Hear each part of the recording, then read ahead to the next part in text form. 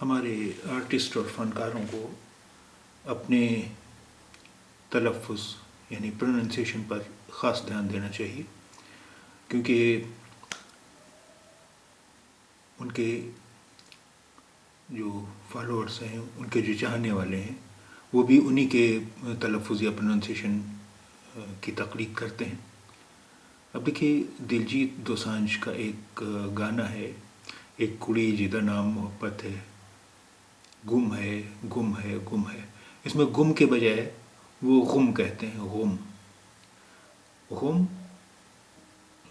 جیسا کوئی لفظ نہ تو پنجابی میں ہے اور نہ اردو میں ہے، تو وہ غم نہیں ہے، گم ہے، جبکہ وہ گانے میں بار بار غم کہتے ہیں، جبکہ صحیح لفظ ہے گم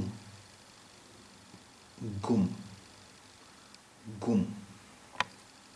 یہ غم کوئی لفظ نہیں ہے، کوئی حرف نہیں ہے، یہ گم غم نہیں ہے، گم گم۔ تو آئیے اب سنتے ہیں گانے کا وہ بول جس میں وہ گم کو غم کہہ رہے ہیں۔